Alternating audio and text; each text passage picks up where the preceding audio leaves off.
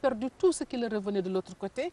Il ne leur reste que ces espaces de survie que les politiques, pour des questions politiques, on vient de leur arracher, on distribue à des ministres, on distribue à des députés, on distribue à qui veut l'entendre des centaines de terres, pendant que ceux dont les ancêtres sont les détenteurs ont défriché, ont droit, c'est le droit de la hache, c'était ça le droit traditionnel, on les élimine tout à fait pour en faire quoi? Évidemment, ces gens-là vont envahir les capitales. Est-ce que la commission, par exemple, de la réforme foncière doit prendre en charge ces questions-là, de point de vue non seulement sociologique, mais aussi interroger les gens pour savoir réellement ce qui s'est passé? Absolument, je le pense. J'ai rencontré M. Doutindoy sur cette question-là. Et je lui ai dit sur cette question, parce qu'il m'avait sollicité par rapport à cette réflexion, je lui ai dit, je suis d'accord, mais pour être honnête avec vous, il faut que je vous dise dès le départ mon lieu d'énonciation, quelle est ma position sur ces questions-là. Et cette position-là, je crois que c'est la position de la majorité des gens de la vallée du fleuve qui se sentent de plus en plus expropriés, spoliés de leurs terres pour quel bénéfice? C'est-à-dire, le problème, ce n'est pas qu'on n'utilise pas ces terres-là. C'est de voir quelle est la négociation pour arriver, à mon avis, à des partages ou à une réorganisation où chacun trouve son compte. Actuellement, je travaille, notre laboratoire travaille avec les Millennium Challenge à compte. C'est pourtant un très bel exemple de négociation qui a duré avec les populations, mais qui ont accepté de céder leurs terres à des gens qui n'étaient pas des ayants droit ou à des gens qui étaient sans terre. Mais tout cela, c'est parce qu'ils y trouvent leur intérêt, parce que les aménagements leur permettront, en tout cas, de valoriser des terres qui jusqu'ici étaient là en friche, mais en même temps, ils acceptent de céder une partie à d'autres personnes, etc. Donc, je dis que c'est dans les approches, cela ne veut pas dire qu'il faut être fermé, que personne ne doit y toucher, mais il faudrait que les actes qu'on pose, que chacun y trouve son compte. Et aujourd'hui, ce qui se passe dans le Waalo, on est en train non seulement d'appauvrir, presque de réduire à l'esclavage une population qui, par le passé, est une population qui a vécu de ses sueurs, une population fière de ce qu'elle était et qui ne tendait jamais la main. On est en train d'en faire des mondiaux. La avancée par certains, c'est de dire que oui, mais les populations ont des terres, ça fait plus de siècles et des siècles qu'ils ont ces terres-là, ces populations, et elles n'arrivent pas à les exploiter, et ils continuent à vivre dans une certaine pauvreté. Est-ce qu'il faudrait les exploiter pour permettre aussi à ces populations-là d'avoir un niveau de vie beaucoup plus important qu'avant? Quitter Saint-Louis, avant Richard Toll, avant même Ross Béthio, vous voyez toutes ces exploitations de légumes qui se font là-bas, où les femmes sont réduites à être des ouvrières pour gagner 1500 francs par jour. Ces légumes sont destinés à l'exportation, ne sont même pas destinés à la consommation locale. Et même les légumes qui ne sont pas sélectionnés pour aller vers l'exportation sont détruits. Parce qu'on ne voudrait pas que ces semences-là sortent de ces exploitations et que les Sénégalais les reprennent. Donc, ce modèle qu'on est purement capitalistique, qu'on est en train de mettre en place, il est orienté vers l'enrichissement de catégories de capitalistes pour l'intérêt d'un marché extérieur où on refuse toute retombée, en tout cas aux populations locales. Je vous dis, même les légumes qui ne sont pas propres pas à la consommation, à l'exportation, qui ne répondent pas aux normes, sont détruites. Parce qu'on ne veut pas que des Sénégalais s'emparent de la semence et le réutilisent sur leur champ. Les travailleurs qui sont dans ces exploitations sont fouillés pour être sûrs qu'ils n'emportent pas avec eux un seul légume ou en tout cas une seule graine de semence. Voilà la situation qui se passe dans ces localités-là. Et on va nous dire que c'est pour l'intérêt des populations. Et ça se passe dans la vallée du fleuve, à l'insu de tous les Sénégalais? Ce n'est pas à l'insu puisque je suis au courant. Ce n'est pas à l'insu. Les populations, ce n'est pas à l'insu des populations. Le problème, c'est d'interroger les autorités politiques pour voir quelle est leur position sur ça. Mais sur la réforme foncière aussi, Madame Sarr, est-ce qu'aujourd'hui vous pensez que les femmes ont été intégrées dans la réflexion? Je pense que Maître Doutindoy va le faire. Il en a conscience. Il a cherché quand même pour que des femmes soient présentes. Mais la question, ce n'est pas d'avoir des femmes pour avoir des femmes. C'est d'aller voir ceux qui ont l'expertise pour en parler et les populations qui sont concernées. Il ne s'agit pas simplement de faire, à mon avis, une présence fictive pour dire qu'on a X femmes. Il se peut même qu'il y ait des hommes.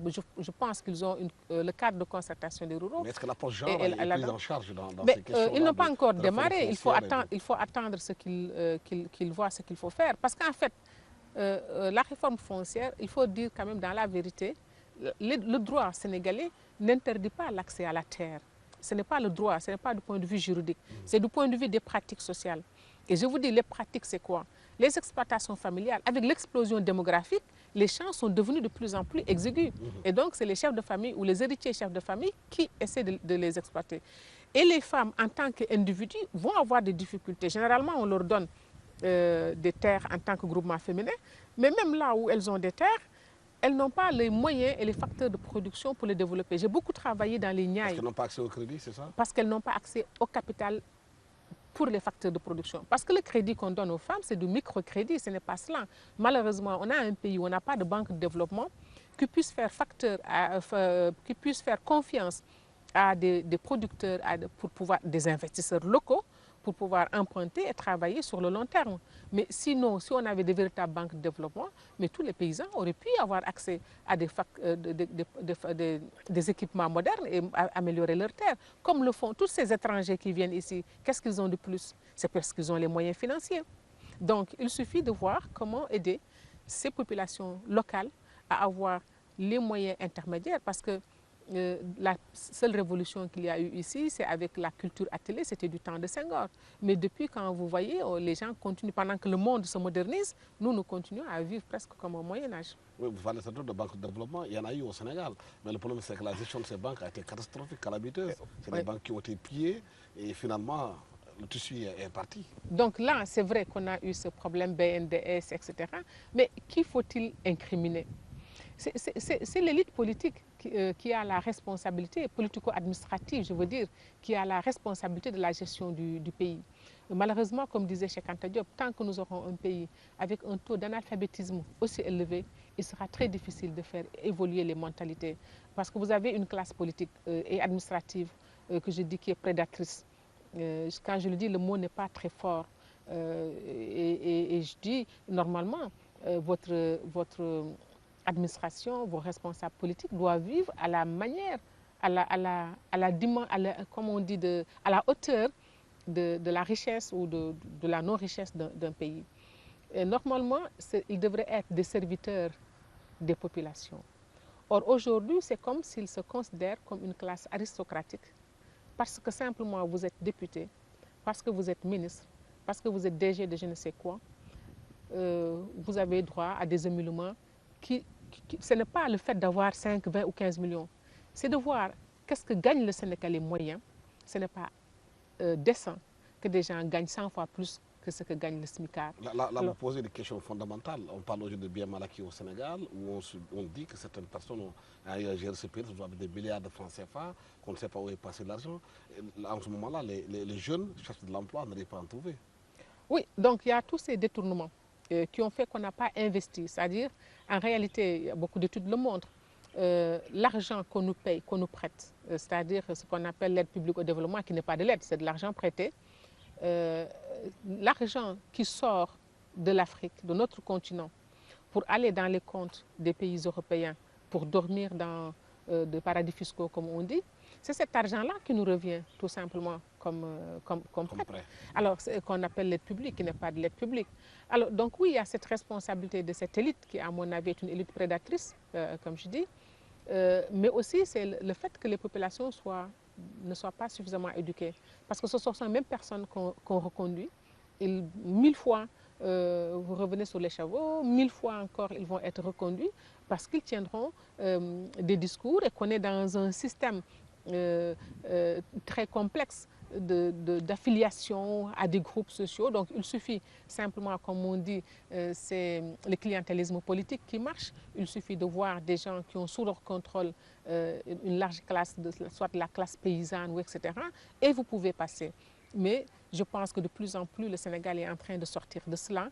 Ils ne contrôleront plus cette jeunesse qui, en fait, n'est plus nourrie, n'a plus de quoi vivre, elle n'a pas le temps d'écouter les discours moralisateurs de ces personnes qui, en fait, ne vivent que pour leurs propres intérêts et non pas pour faire fructifier le pays. Comment faut-il faire pour que les Sénégalais comprennent que l'argent qu'on leur donne, c'est leurs impôts, ça leur appartient, pour qu'ils aient plus de conscience que celui-là qui vient de l'argent le matin, mais c'est pour demain t'asservir.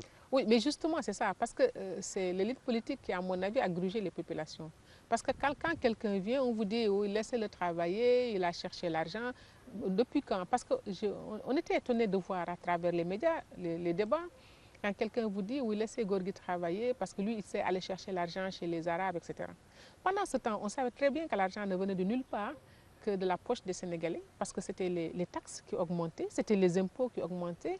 On est un pays où la fiscalité est extrêmement élevée, et c'est cette fiscalité-là qu'on prend, qui fait le budget national. Et souvent, quand les gouvernements s'énorgueillissent d'avoir doublé, triplé le budget national, moi je me pose des questions, je me dis, mais pour quelle finalité? Si ce budget national est doublé, triplé, etc., pour permettre de construire des routes, des écoles, des questions de santé, oui.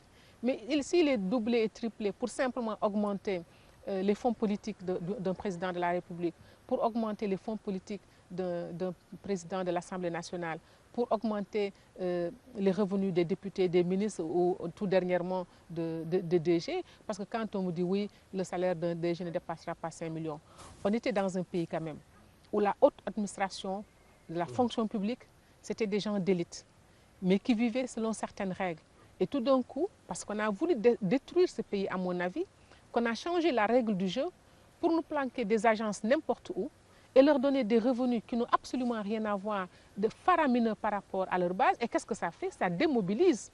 Parce que l'agent qui est à la base va se dire pourquoi je vais me tuer au travail pour des personnes qui, eux, vont récolter tous les fruits. Et ensuite, on avait une fonction publique où il fallait 10 ans de carrière pour devenir directeur national. Et voilà un pays où on voit des gens qui n'ont jamais travaillé, qui deviennent des directeurs nationaux. Et pendant ce temps, le vrai fonctionnaire qui a l'expertise, qui lui travaillait parce que dans le plan de carrière, il était prévu qu'au bout de 10 ans, s'il est un bon fonctionnaire, il va être récompensé en assumant des postes de responsabilité. Et quand il voit que maintenant, le poste n'a plus rien à voir avec le modèle initial de la gestion de la fonction publique, mais plus à une logique politique, on est en train de détruire. Mais c'est là que le Sénégal ne comprend pas, madame. Comment quelqu'un, par exemple, peut venir prendre l'argent du pays, en faire ce qu'il veut, et demain, s'il a juste mis en place pour demander des comptes à cette personne, vous trouverez des Sénégalais quand même qui disent que cette personne-là n'a rien fait. Il y a une sorte de groupe d'intérêts qui sont derrière pour refuser que cette personne rende compte. Parce qu'on est dans un pays où, beaucoup de sociologues l'ont déjà analysé, on peut tout voler dans l'espace public. On vient investir dans l'espace public et les gens, c'est comme c'est une façon de vous absoudre, en tout cas de légaliser votre vol. Ce n'est pas seulement cela. Nous avons vu des gens poser des actes crapuleux, pas simplement un vol d'argent, et des imams se lever pour les défendre, sous prétexte que ces personnes investissaient dans la mosquée. Donc, c'est là où on doit venir à ce type de questions. Je ne veux pas mettre la plaie, le couteau dans la plaie, mais quand il y a eu ce problème de viol de jeunes filles, des imams du quartier se sont dit non, alors que pour l'islam, quand un homme marié fait un viol, mais la sanction qui l'attend, c'est la sanction extrême. Mais sociologique alors que des gens qui étaient censés appliquer la loi religieuse se lèvent pour défendre un violeur, sous prétexte que ce violeur investissait dans leur mosquée, on tombe des nues. Donc, qu'est-ce qui se passe aujourd'hui? Donc, qu'est-ce qui se passe? C'est qu'on est dans une société où on a perdu toutes nos valeurs. Où la seule valeur dominante aujourd'hui, c'est l'argent. Avant, la valeur, ce n'était pas l'argent. La valeur, c'était le statut social. C'est pourquoi vous n'aviez un statut que par rapport à votre capacité de vous dépouiller. Donc, ce n'était pas la richesse qui faisait votre valeur. Certes, vous aviez votre richesse, mais c'était votre capacité à la donner aux autres qui faisait de vous quelqu'un de valeureux. On avait d'autres critères qui étaient le sens du courage, de la parole donnée, etc. Donc, mais avec les mutations qui sont venues en cours, on est arrivé à un moment où l'argent est devenu le maître mot. Et les contre-valeurs sont venues être les valeurs positives. Et là, c'est vrai que les acteurs politiques peuvent être incriminés, y compris même les médias.